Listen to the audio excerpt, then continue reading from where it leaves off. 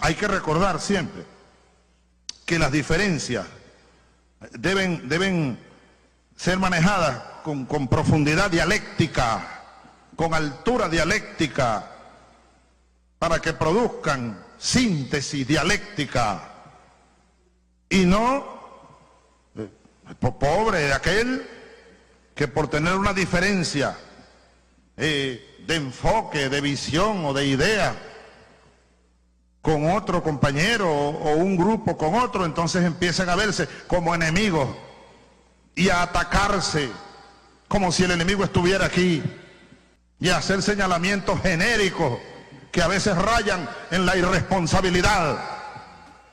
Esa no es una actitud responsable en un revolucionario.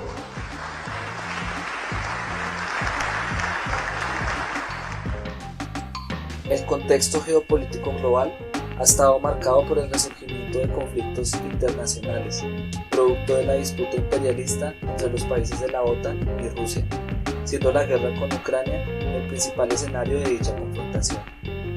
Asimismo, el proyecto colonial de Occidente ha recrudecido el genocidio del Estado de Israel contra el pueblo palestino en Gaza desde el 7 de octubre de 2023.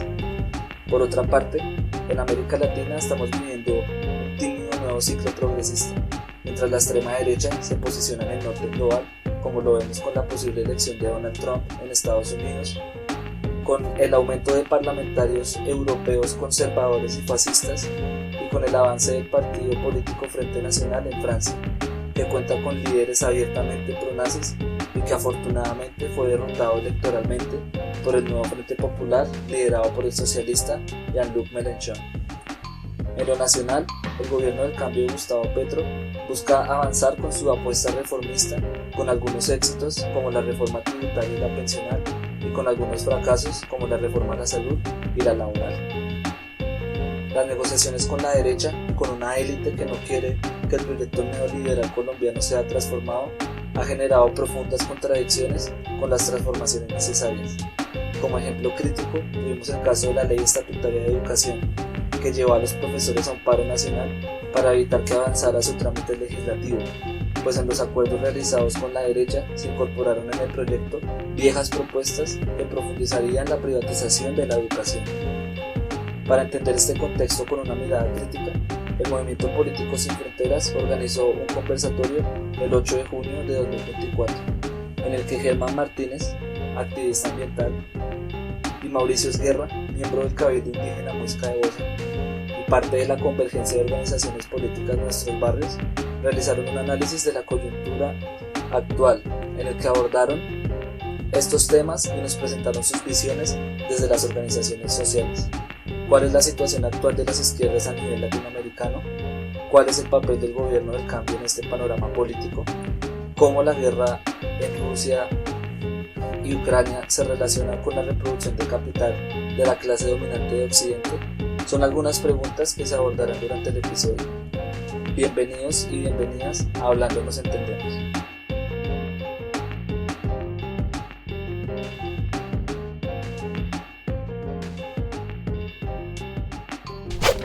Bueno, buenas tardes aquí para todo el público presente y para quienes nos están mirando por nuestras páginas. Estamos acá en este seminario de coyuntura o este encuentro de coyuntura o este proceso de coyuntura que estamos desarrollando desde el proyecto Sin Fronteras.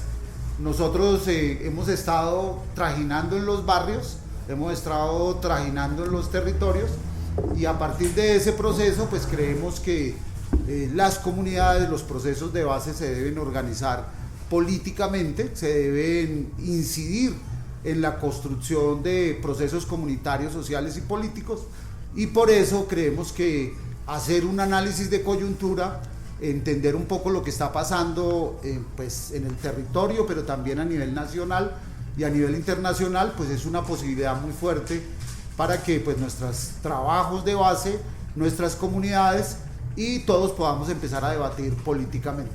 Entonces este es un inicio de este proceso de Sin Fronteras. Vamos a hacer nuestro lanzamiento, entendemos que no es fácil construir y generar procesos, pero todo tiene un comienzo y hoy aquí en este recinto que es Casa Lectores, que nos recibe, que es un espacio histórico de Bosa, vamos a iniciar nuestro proceso. Hemos invitado a dos compañeros, Germán y Mauricio, quienes nos van a dar algunos elementos, y con el público que está acá vamos a compartir esas situaciones de coyuntura. Entonces voy a dar el espacio, no me presenté, pero mi nombre es Sergio Benavides, soy docente de la localidad y fuera de eso pues líder comunal y social de este proceso. Entonces voy a darle el paso aquí al compañero Germán para que pueda presentarse, nos diga pues un poco su hoja de vida, pero también pues sus expectativas y su construcción en este proyecto. Gracias, Sergio, un saludo a Mauricio, a las compañeros que están aquí presentes y a todas aquellas personas que nos van a ver por las redes en el momento que corresponda, que nos vean y ojalá podamos hacer aportes para la discusión y la reflexión. Soy Germán Martínez, es director del Jardín Botánico de Bogotá, ambientalista. Me desempeño como activista y también como activista de los sectores de izquierda. Gracias, Sergio. Vale, Germán, muchas gracias. Mauricio. Bueno, hola para todos, para todas, para las personas que están también siguiendo este proceso en redes. Bueno, yo soy miembro del Cabildo Indígena Muisca de Bosa, soy habitante acá de la localidad de Bosa.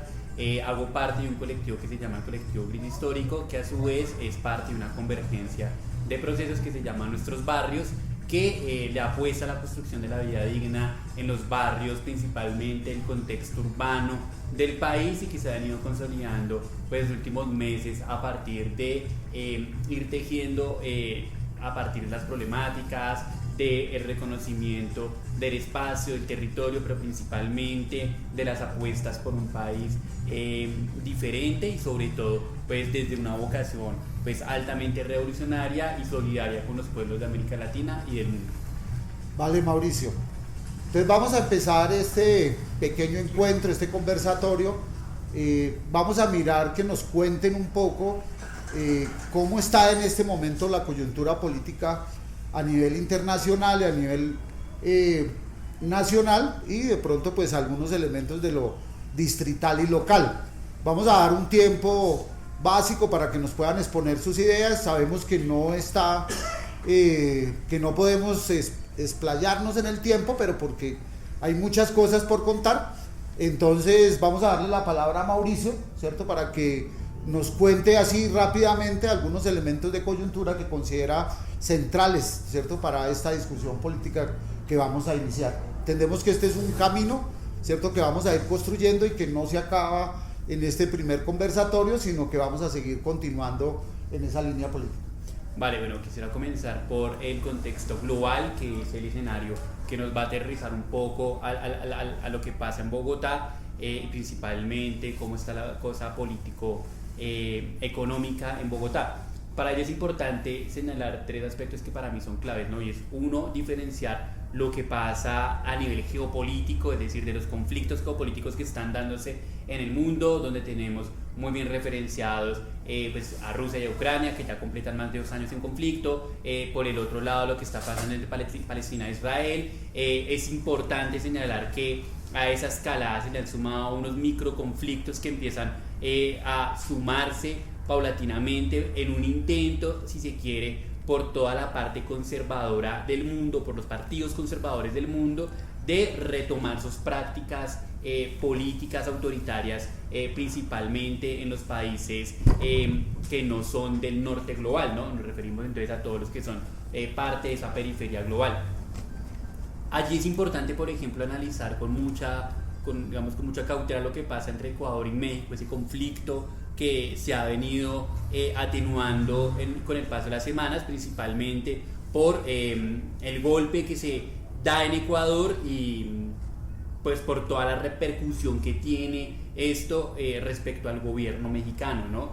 Principalmente en el intento de desestabilizar la elección que había en México, que hay en México, ¿no? Y que terminó pues en favor del Moreno. Y eso es importante porque lo que pasó en México ya lo habíamos vivido en Colombia en la elección de Petro, lo vivimos en las elecciones regionales, pero se ha venido repitiendo en otros países del mundo. Precisamente hace unos días hubo un intento de golpe de Estado en la República Democrática del Congo, y esto también obedece a un intento por retomar el control del África subsahariana por parte de los países del norte, ¿no? Nosotros sabemos que históricamente esos países no han perdido su dominio en África, pero sí vienen cediendo terreno frente a dos actores que han tenido una escalada importante a nivel militar, ¿no? El primero de ellos, China, que es el nuevo orden hegemónico mundial que ya viene sacando a Estados Unidos de ese costal, y por el otro lado Rusia, que si bien no es el actor hegemónico a nivel económico, sí lo es en la industria militar, ¿sí? Entonces eso, digamos que supone que ya no estamos hablando de un momento de bipolaridad, sino de multipolaridad, en donde por un lado está China con todo el aparato económico del mundo, por el otro lado tenemos a Rusia con todo el aparato militar, la industria militar del mundo, y por el otro Estados Unidos, que aún mantiene un aparato económico, pero que principalmente está en el sector financiero, ¿no? Que se sigue moviendo pues fuertemente. Y estos intentos de los países del norte por no perder la hegemonía frente a una Rusia que, hay que decirlo, y en esto siempre hay que ser enfático y muy repetitivo, no es la Unión Soviética, no es la Rusia que conocimos de la Revolución Rusa, ni del proceso estalinista, ni del proceso post-estalinista, sino estamos hablando de una Rusia de orden imperialista, de derecha, ¿sí?, que tiene algunos rezagos culturales propios de la Unión Soviética, pero que su característica principal es que es un gobierno de derecha de orden imperialista. Así como en China estamos viviendo un proceso comunista, llamémoslo de esta manera, aunque sus matices culturales son un poco diferentes y hay que diferenciarlos, pero que es de orden también imperialista, y un Estados Unidos que siempre lo hemos conocido como el actor hegemónico global capitalista, pues que también tiene un orden imperialista.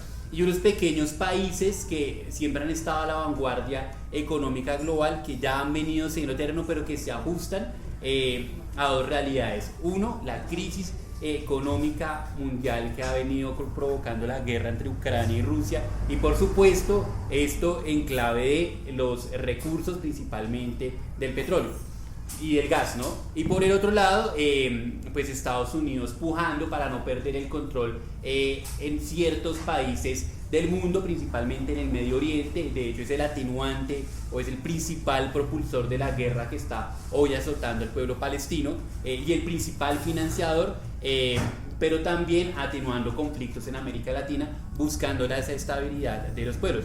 Veíamos que en la década anterior, la primera década del siglo XXI, había un giro pendular hacia la izquierda en América Latina, principalmente encabezada por Venezuela. Hoy ese giro pendular sigue en la izquierda. Recuerden que la década pasada, la segunda década del siglo XXI, giró a la derecha, principalmente con tintes supremamente conservadores, y hoy está en la izquierda nuevamente, pero con la diferencia de que ya no es la misma izquierda que conocíamos anteriormente, no es la misma izquierda latinoamericana que se caracterizó por los años 90 y especialmente el inicio de los 2000, sino es una izquierda un poco más de orden progresista, más de una combinación, si se quiere, de procesos nacionalistas, de la llegada de los procesos económicos dentro de los partidos. Se ha discutido mucho si esa izquierda sigue manteniéndose como de orden revolucionario o más bien es de orden democrático, y por supuesto con todo lo que significa eso en el proceso fundamental, que para mí es lo que va a aterrizar al panorama colombiano, y es todo lo que tiene que ver con la discusión alrededor del Estado. Es decir, hoy la discusión central después de la pandemia, que fue el punto de corte y lo que da inicio real al siglo XXI, porque recordemos que lo que dio fin al siglo XX pues fue el atentado a las Torres Gemelas. Después de eso, durante estas 2 décadas, vimos más bien unas tensiones de conflicto, saber qué era lo que pasaba a nivel global, pero después de la pandemia, que es, digamos que, porque da un inicio a un nuevo siglo, porque la pandemia es de carácter global, desestabilizó a todos los países del mundo, pero principalmente puso en jaque a la economía global. Es decir, esto pone un nuevo punto de partida porque nos pone a pensar en las próximas décadas a partir de dos elementos. Ya cierro. El primero de esos elementos, pues claramente, ¿qué va a pasar con el ser humano? Cómo vamos a habitar y existir en el mundo. Y dos, nos pone a pensarnos si efectivamente el proyecto económico global capitalista era adecuado o no. Muchos países ya han dicho, muchos académicos sostienen que pues, el modelo es un fracaso, ya lo veníamos diciendo los procesos revolucionarios desde siempre, pero se atenúa y se hace real solo hasta la crisis de la pandemia, ¿sí? Porque allí no tuvieron la capacidad de sostener ni el sistema de salud ni de responder económicamente a lo que estaba pasando principalmente en los países del sur global, pero principal y el corazón de todo esto es que al día de hoy la economía mundial no se ha recuperado de la crisis pandémica. Es decir, seguimos viviendo el contexto de la crisis pandémica, solo que con diferentes atenuantes. Y hoy por hoy, eso es lo que nos lleva al contexto colombiano, son los principales motores de las reformas económicas y sociales que estamos viviendo, ¿no? Primero de ellos que está perdida, pero que se está, digamos, por su propia vocación dándose, que es la reforma a la salud.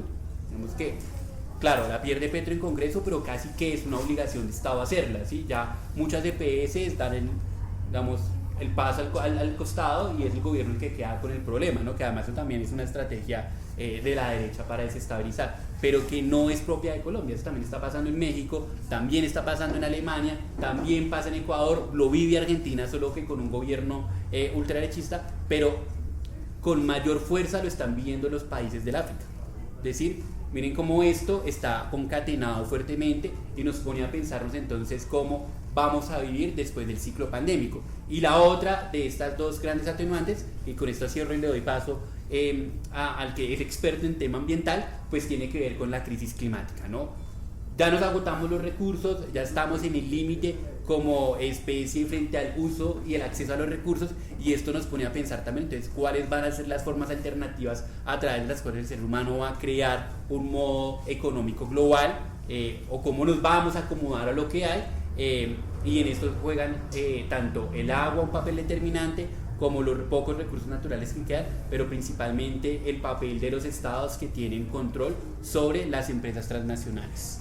Vale, Mauricio, muy bien, pues aquí estamos en esa línea de todos estar aquí aprendiendo. Pues hay unos elementos de discusión importante que plantea Mauricio. Fundamentalmente el eje de la solidaridad es un eje fundamental. El conflicto de Palestina, ¿no es cierto?, está en este momento como un elemento central en la construcción política, y poder actuar y generar en ese camino pues nos debe llevar a cómo movimientos de liberación y de construcción se pueden apoyar y se pueden generar para nuestra propia lucha, pero también hacia lo que los pueblos están generando y desarrollando en ese camino de construir cosas importantes. Vamos ya con lo que nos plantea Mauricio en el plano internacional. Pues creo que Germán también tiene algunos otros elementos, pero si pudiera empezar a generar un poco también mirando lo ambiental, pero mirando lo nacional y un poco lo distrital, para ir llegando, para que todos acá podamos empezar a construir desde ahí. Entonces, Germán, tiene la palabra. Gracias, Sergio. Y pues escuchando con atención a Mauricio, me parece que hace un buen resumen sobre la situación que nosotros estamos viviendo en este momento de coyuntura nacional e internacional. Quisiera solo precisar todos los elementos que nos da Mauricio para ayudar en esta reflexión. En el plano internacional vemos con claridad la guerra muy precisa ahí en Ucrania, el problema con Israel, y un problema que Estados Unidos ha empezado a aprender muy cerca de o dentro de las antiguas repúblicas soviéticas, como es Armenia, Kazajistán, Uzbekistán, Kurdistán, y han habido ahí unas escaramuzas queriendo prender un nuevo conflicto. Y está ligado a eso el cambio climático, que después de la pandemia se convierte en una gran preocupación, que lo estamos viviendo en Bogotá, con el racionamiento de agua, eso es producto del cambio climático, y en el mundo se está sintiendo cambios muy fuertes. En ese primer elemento, esas guerras determinan lo que es la elección de los Estados Unidos de presidente en el mes de noviembre. Este año vamos a estar viendo quién queda de presidente, y la guerra la necesitan los Estados Unidos para reproducir capital. Ellos tienen fábricas de armamentos muy grandes y ellos constantemente necesitan guerras. El interés de Estados Unidos no es meterse en una guerra para ganarla, eso no les interesa. Han perdido muchas guerras. A ellos les interesa es vender armas. Por ejemplo, en Ucrania, el Congreso les aprobó una plata en dólares, no me acuerdo si 150.000 millones de dólares, para invertirlos en armamento. Esa plata la cogen del presupuesto de Estados Unidos y le compran armas a las empresas privadas que operan en Estados Unidos, que son de los dueños del poder. Entonces sacan del presupuesto, ponen a los Estados Unidos a trabajar, pagar impuestos, cogen la plata, se la entregan y ellos entregan armas. Y eso es un ejercicio de reproducción de capital. Como la rectoría de la Nacional. Yo creo que es así. Igual. Me parece que ese es el mismo juego, porque ese es un modelo de reproducir capital. Entonces, el sector armamentista de Estados Unidos en este momento es el más poderoso y le cogió ventaja al farmacéutico, que se volvió muy rico con la pandemia. El farmacéutico se había disparado, se había tomado la plata, el poder. Entonces el armamentismo dijo: no, salimos de esta pandemia y armemos unas guerras, porque nosotros no nos podemos quedar atrás para reproducir el capital. Yo me estoy controlando un poco para no extenderme. Entonces ahí hay una pelea grande. El de la tecnología digital, del mundo digital, está un poco rezagado ahí. Quiero ligar esto con Petro, ligarlo con Petro de la siguiente forma. El ejército aliado del ejército de Israel es el ejército colombiano. Nosotros en Colombia tenemos el 6º ejército más preparado del mundo, porque es que nosotros teníamos una guerra prolongada de casi 60 años. Entonces todas las tácticas de guerra en el mundo se implementaron acá. Entonces Israel tiene al ejército colombiano y los Estados Unidos como su mejor aliado. Entonces se especializaron al ejército colombiano en un armamento de entrenamiento. Aquí se produce el Galil, aquí en Soacha, la granada que se cuelgan los soldados aquí para invasión, para ocupación de territorio. El modelo que Israel utilizó invadiendo la Franja de Gaza ya lo habían usado los paramilitares aquí en las invasiones a las poblaciones. Entonces este ejército está muy pegado allí. Es un ejército que produce mucha bala, mucha munición, no las grandes tecnologías de la guerra, mucha munición. Entonces ese sector demócrata de Estados Unidos, que está con Biden, con Obama, con Edward Kennedy, con Clinton, eso es un combo allá, porque ellos tienen grupos de presión y grupos económicos. Ese grupo es muy amigo de Gustavo Petro, simpatiza con el pacto histórico. Y Anthony, se me escapa el apellido del secretario Blinken, Anthony Blinken. Cuando Petro ganó, su declaración fue: ganó la izquierda políticamente correcta, y declaró a Petro el jefe de la izquierda políticamente correcta en América. O sea, los que no pelearían con nosotros. Son izquierdistas, tienen otro cuento en la cabeza, pero no se van a poner a pelear con nosotros. Y Petro tiene una buena relación. Personalmente a mí no me disgusta, porque nosotros anteriormente luchábamos contra el imperio, pero a mí no me disgusta eso. Nosotros salimos de una guerra de 60 años, un desgaste. No nos vamos a poner a pelear con Estados Unidos para que nos bloquee igual que a Venezuela. Eso sería una tragedia humanitaria en Colombia terrible. Entonces ese sector le pidió a Petro que rompiera relaciones con Israel, porque no es que ese sector no quiera a Israel, todos apoyan a Israel en Estados Unidos, pero no lo quieren metido en la guerra, porque fortalece la venta de armas. Y estos están más pegados a la tecnología, al turismo, a las finanzas. Entonces la guerra tiene que ver mucho entre la pelea por la presidencia de Trump y de Biden. Entonces Petro rompe el 1 de mayo con Israel. Entonces la gente dice, bueno, no, es que se quiere meter ahí. No, es que eso tiene implicaciones. Hay unos contratos secretos, eso no lo conoce sino Petro y muchos investigadores, pero cuando digo muchos son unos pocos, que tienen profundidad de mirar cuáles son los contratos que Israel tiene con el Ministerio de Defensa de Colombia. La embajada de Israel queda al frente del Ministerio de Defensa en Colombia. Entonces la producción de toda esa artillería liviana que les sirve a ellos para entrenamientos y ejercicios de ocupación. Entonces cuando rompe relaciones se suspenden a los contratos y ellos se quedan sin esa indumentaria de guerra que necesitan para tratar de seguir ocupando. Entonces eso tiene un juego. Entonces esa guerra se mete con nosotros, se mete con nuestro gobierno y se mete ahí en la discusión. Ahora Petro se convierte en un personaje muy importante para que se abra un diálogo de arreglo entre Palestina e Israel, y eso para nosotros es muy importante. Quería como ligar ese punto en la intervención que hizo Mauricio. En el plano internacional también hay dos temas centrales, que es Milei en Argentina, porque la ultraderecha barrió en Argentina, pero México hace 8 días ganó un proceso de Morena que es muy parecido al pacto histórico en Colombia. El proceso que más se parece al colombiano es el de México. Somos gemelos, ¿no? Sí, porque Mauricio y Sergio y compañeros y compañeras estamos con unos países donde la mafia gobernaba. Totalmente.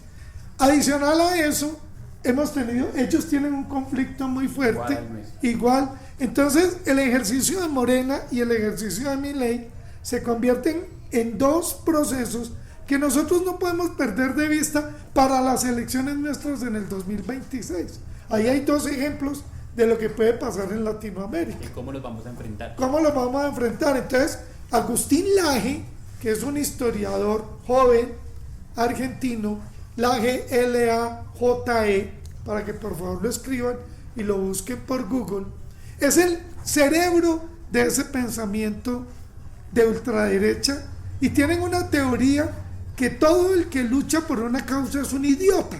Por eso ese discurso de Cabal de los idiotas. Yo que defiendo árboles, yo soy un idiota para ellos, ¿no? La que es feminista es una idiota. El que defiende el LGBTI simplemente es un idiota. Y nos llenamos de idiotas según ellos. Ese es el pensamiento de ellos y eso está jugando en la política nacional. Y el tema de Morena y el tema de Andrés Manuel López Obrador entra a jugar en el escenario de cuál va a ser el discurso del ejercicio político del pacto histórico, y mire el resultado tan sorprendente. La misma derecha en México no ha podido entender su derrota, porque el mismo formato de ataque que le tienen a Gustavo Petro, por cada palabra que dice, si se toma mal la sopa, sale que mire, no sabe ni tomarse la sopa, sale en primicia que no sabe comer, que se ríe, parece un bobo, un idiota riéndose. Todo ese mismo formato se lo montaron a Andrés Manuel López Obrador, es igualito, el mismo ataque. El ataque no es exclusivo solo para Petro, y con ese ataque todos los días le montaron esquemas de corrupción, de todo le montaron, barrieron de 32 provincias que tiene México. Morena ganó en 25 y se ganó todas las alcaldías de todas las ciudades más importantes de México y quedó mayoría en el Congreso, mayoría total, perdón, no total, mayoría que ya le permite cambiar la Constitución con todo ese mismo formato de ataque. Entonces nos tenemos que traer la experiencia de México, la experiencia de Argentina, lo que está pasando en la elección de los Estados Unidos, para saber nosotros qué camino vamos a coger. Internacionalmente tenemos los pulsos, entonces cómo nos vamos a comportar. Y termino haciendo un análisis de qué es lo que le ha pasado al gobierno. Se canceló un encuentro que íbamos a tener de la Asamblea Nacional por la reforma, la paz y la unidad. Se canceló que porque se inscribió muchos compañeros, 6.500 de todas las regiones, y entonces faltando 4 días se dieron cuenta que es que no alcanzaba el almuerzo. Y para allá sacaron también que no, que es que en la nacional, que no la prestaban, que porque si la prestaban se perdían las chapas, se perdían los grifos de los lavamanos. Entonces, ¿que cómo hacíamos eso?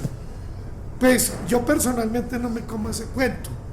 Lo que pasa es que viene de abajo hacia arriba, o sea, del movimiento popular, social, viene la conformación de un pensamiento crítico progresista que está evaluando lo que está pasando internacionalmente, que está evaluando cómo se está comportando el gobierno y tiene ya posiciones críticas. ¿Cuáles? Ya reconocimos que existe corrupción de izquierda. Es que nosotros teníamos el discurso que la corrupción era solo de la derecha. No, ahora hay corrupción de izquierda. Yo le preguntaba a compañeros del Polo, que yo estuve muy cercano a la Casa Amarilla, ya llevo 11 minutos, ya voy a terminar. Les preguntaba por Olmedo López y me decían, no, el hombre es de derecha. Y él andaba con Carlos Romero hace 15 años, lo conocía, con Clara, no, él es de derecha, era de derecha. Y Olmedo salió diciendo, no, yo soy de izquierda. Y he sido presidente del Polo en Antioquia. O sea, es de izquierda y es corrupto. O sea, hay corrupción de izquierda. Entonces, los sectores populares están diciendo, bueno, ¿cómo vamos a arreglar este problema? Porque también los tenemos aquí. Otra de las críticas que venía aflorando desde las regiones es que hay unas camarillas de compañeros y compañeros que se tomaron los ministerios, se tomaron los institutos, entre ellos están pasando muy bueno, están viviendo sabrosos los compañeros, pero no están ejecutando. La plata no le está llegando a la base. Entonces ahí hay una crítica. Otro tercer elemento de discusión es que realmente Gustavo Petro se ha estado de 15 días para acá, de 3 semanas para acá, llamando a todos los procesos de izquierda, diciéndoles, nos tenemos que ir como partido único, porque hay una verdad. El pacto histórico ya pasó del 15% de la votación. La ley dice que cuando una coalición saca más del 15% de los votos, se tiene que volver un partido. Entonces el pacto histórico, si se sigue presentando, tiene que hacerlo como partido, o se disuelve y organiza algo nuevo.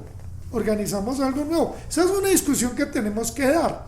Petro ha dicho, hagamos el partido único, pero hay muchos otros sectores que dicen, pero un momento, es que nos desaparecemos, y cómo va a ser, cuál es la propuesta política, y cómo va a ser conformar listas, eso va a ser a dedo, porque ya hay unos que están, ya hay una izquierda burocrática, que es bueno tenerla, porque necesitamos burocracia, y hay una izquierda subida en espacios de elección. Entonces, ¿cómo vamos a hacer un partido único? Entonces viene de abajo diciendo, no, hagamos unos procesos unitarios. Eso hay que definirlo, teniendo de referencia a México. Allá López Obrador con Morena se hicieron amplios, dejaron que surgieran liderazgos. Lo parece un abuelo, y un líder lo abraza, y esos líderes ganaron. Y no se ponen ahí con unos celos que este no le arrime, que a Petro no lo toquen, porque el que le arrime y sale en la foto vuelve líder. Ellos fueron muy maduros en eso. Esa discusión hay que darla aquí adentro. Esa discusión la tenemos que dar. Entonces tenemos ese problema. Otro de los puntos es que cuando Isabel Zuleta lanza lo de la reelección, varios sectores populares dijeron, un momento, venga, eso hay que cogerlo con pinzas. Venga, no están ejecutando, el presupuesto no está llegando, y Petro le quiere reelegir, puede enterrar la izquierda, no la puede cobrar el pueblo y nos vamos desde para atrás, o puede que le salga y todo. A mí me encanta la constituyente, desde Sin Fronteras, desde muchos sectores populares, tenemos que aplaudir la constituyente, porque nosotros no nos vamos a sentar que un Congreso no quiera dejar pasar las reformas y nosotros nos quedamos quietos. Y si en esa constituyente se pone que haya reelección, tampoco me disgusta a mí eso, tampoco me disgusta. Pero tenemos un año de aquí a julio del 2025 para definir eso y pedirle a Petro resultados. Por último, el ministro de Hacienda cerró la contratación y dijo, voy a revisar, les voy a quitar 20 billones que no han ejecutado, porque simplemente hay unas reformas en este momento. Está la reforma de la educación, que hay compañeros de la Nacional, está la jurisdicción agraria, que es una reforma. Entonces, siempre le han dicho a Petro, pero es que usted no tiene plata para las reformas. Entonces, como no se ha ejecutado, ahí hay un poco de plata que yo recojo y se la meto a esas reformas. Así es como está jugando. Pero entonces nosotros, ¿cómo vamos ahí? ¿Cómo vamos a presionar que haya eso? Listo. Gracias. Entonces vamos a darle un momentico a Mauricio, que nos pueda expresar algunos de los elementos que se le quedaron, y se alistan los compañeros que van a aportar. Les vamos a dar 3 minuticos a los compañeros. Listo. Entonces Mauro tiene la palabra. Rápidamente. Uno, la diferencia México y Colombia radica en un tema cultural. México históricamente se ha consolidado desde lo cultural como un país de oposición, crítico, incluso neutral en el ámbito de la guerra, y eso hace que se discuta con mayor profundidad ese tipo de cosas, mientras que en Colombia culturalmente somos de una dinámica más corrupta. Eso está arraigado culturalmente en nosotros, ¿sí? Eso hasta el grupo más pequeño ve dinámicas corruptas que parecen no ser preocupantes, pero pues que son culturales, y eso es una discusión que tenemos que darnos de fondo todos los procesos alternativos de cara a proponer cosas nuevas, ¿no? Lo segundo, ejemplos concretos que materializan lo que ya hemos venido diciendo, ¿no? A los que les gusta el fútbol saben que en Alemania ganó el Bayer Leverkusen la Bundesliga y nunca le ha ganado. Ese equipo está patrocinado pues por obviamente la gran industria farmacéutica, entonces no es de gratis tampoco que hayan ganado, ¿no? El fútbol es la mejor expresión de lo que pasa a nivel político. 3, lo que pasa con la Universidad Nacional, lo que decíamos ahorita, de por qué esa discusión es importante para el país, ¿no? Y es que precisamente el problema fundamental de la Nacional se vive en cada uno de los ministerios de gobierno, incluso dentro del DAPRE. Y es que hay 2 aparatos de contratación completamente diferentes. El de las camarillas, roscas internas, que son de derecha, y las que surgen, que son de izquierda, que no tienen capacidad de control por esas cosas, por esas instituciones que ya están armadas, ¿no? Llamémoslo, esas empresas paralelas dentro de los ministerios y dentro de todo lo que es el sector público. Y esto va a ser importante discutirlo porque la clave de Petro es empezar a destapar internamente en cada ministerio lo que desde años atrás se venía dando y que hasta el día de hoy no ha logrado controlar. Esto implica depurar los ministerios. Aquí la pregunta va a ser para los partidos, que además tenemos muchos cercanos en ellos, ¿no? Para esas personas que nos están liderando, es si van a tener la capacidad de depurar al interior los ministerios, ¿sí? Eso va a ser una discusión de peso porque eso implica sacarse ellos mismos del ministerio, ¿no? Y saber a quiénes vamos a colocar. Y eso también va a venir amarrado a todo lo que pasa con el plan de desarrollo de Bogotá. ¿Sí? Al día de hoy, Galán repite la misma fórmula del gobierno de Petro, cero ejecución. ¿Sí? Al día de hoy, Bogotá no ha ejecutado ni el 1% de lo que debería haber ejecutado para 2024. Y esto se debe, entre otras cosas, a que mayor austeridad le garantiza a Galán mayor capacidad de sostenimiento y, por lo tanto, de dedicarse a cumplir su programa de gobierno, es decir, seguridad al 100%. Eso va a ser fundamental discutirlo, por lo menos en el contexto de Bogotá, porque en las localidades vamos a ver recortes presupuestales en cultura, en deporte, en educación, y ya lo estamos viviendo nomás en la localidad de Bosa, donde por ejemplo no tenemos todavía claridad de lo que va a pasar con la alcaldía, ¿no? Y ya hay muchos allá metiéndose, intentando decir, es que yo me meto a la alcaldía, o sea, contratos van a haber, eso lo sabemos.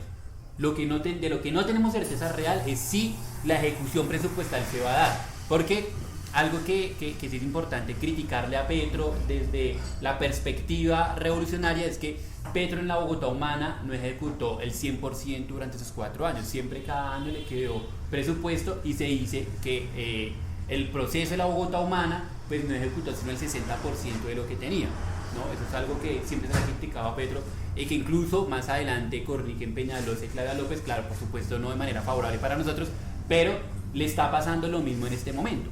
No hay ejecución y esa falta de ejecución se la están cobrando los procesos de base. ¿Sí? Aquí está el punto clave. Actualmente Jóvenes en Paz no tiene presupuesto. ¿Sí? El Prosperidad Social, ¿no? Con distintos proyectos no ha ejecutado presupuesto. Las madres comunitarias ya se le plantaron y dijeron no hay presupuesto.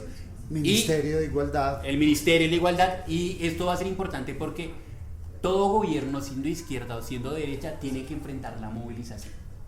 y se viene el sector educativo con definitivamente un paro. Esto ya es un hecho que va para paro si no se implementan las reformas que se tienen que implementar en discusión con el movimiento estudiantil, y esto no es culpa de Petro.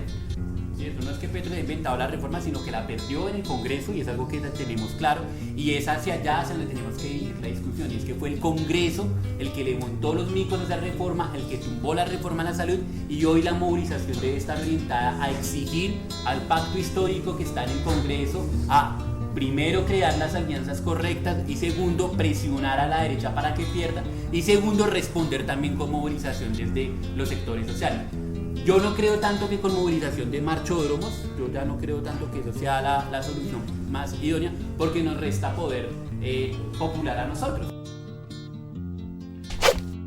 Yo creo que el problema de la unidad no es un problema de buena voluntad, ¿no es cierto? O sea, tenemos que entender que para organizarnos tenemos que tener claros los objetivos y por qué creemos. No va a ser fácil la unidad, llevamos 50 años tratando de construir, y ni Sin Fronteras ni las otras organizaciones pues van a generar y desarrollar los cambios tan rápidamente.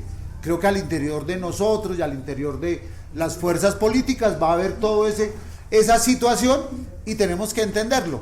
Lo que sí, y lo estamos planteando desde el sur y con todos estos trabajos, lo fundamental está en la construcción con el pueblo. Es la construcción en los barrios, en las juntas de acción comunal, es llegar realmente, como lo decía el compañero, con relatos a las comunidades. O sea, la discusión, los llamamientos, ¿no es cierto? Todas las cosas sirven, pero es solo la construcción al interior del pueblo que nos va a permitir generar y desarrollar pues unos cambios posibles. Yo creo que todas las organizaciones políticas que hoy tienen esa tarea, nosotros no la vamos a reemplazar, nosotros no vamos a reemplazar a Pacto Histórico, a los grupos políticos que están al interior de Pacto Histórico y otros grupos que no están, pero sí hacemos un llamamiento a la construcción social y política de las comunidades, y desde el sur Sin Fronteras le aporta a la construcción y al desarrollo de esto. Somos una pequeña llama que va a aportar y va a construir, y entendemos que no somos todo, no somos el movimiento político y social que requiere este país, pero sí le podemos aportar al cambio. Y como lo decía Torrejano, aquí lo que estamos tratando de construir es una memoria que viene desde hace más de 50 años de lucha en estos sectores del sur, y por eso nos llamamos Sin Fronteras, porque es Ciudad Bolívar, Soacha, Cibaté, Bosa, Techotiva, ¿no es cierto? Es todo ese camino del sur que seguiremos construyendo, y esperamos realmente que se pueda seguir generando y desarrollando estos espacios. Pilas ahí, es momento de escuchar las voces de nuestros oyentes. Efectivamente, yo voy a parodiar un texto, un libro que algunos de ustedes lo conocen, ¿sí? Yo llamo que es construir un movimiento con muros de cristal. ¿Y qué quiere decir construir un movimiento con muros de cristal? Quiero decir, es que tiene que ser eminentemente democrático, una democracia interna real, concreta, respeto de cómo hay que organizar las cosas y cómo efectivamente hay que reconocerle a cada quien lo que efectivamente es, y no imponer cosas que se tengan que imponer. Entonces, en ese sentido es que nosotros planteamos desde Fronteras la necesidad de hacer la construcción de un poder popular, pero un poder popular efectivamente propio desde la base, dándole amplias posibilidades que la gente misma de acá, así como estamos haciendo, ayuden a construir y puedan intervenir y puedan tener las mismas aspiraciones que tiene un doctorado. Un doctor lo pueda tener también la persona de abajo, ¿sí? En la medida que está trabajando y está construyendo. Entonces, yo creo que ese es un elemento clave para poder hablar de fortalecer un proceso popular, tener un proceso alternativo, izquierda, inclusive. Tenemos que nosotros decirlo con claridad, nosotros vamos a la transformación de la sociedad, nosotros no vamos aquí con toques ni pañitos de agua tibia, sino que vamos buscando efectivamente transformación de la sociedad como tal. Y no solamente la sociedad, transformación del sujeto, tanto individual como colectivo. Les damos las gracias por haber escuchado este capítulo. También les invitamos a estar pendientes de nuestras redes sociales para que nos acompañen en próximos episodios de Hablando nos entendemos.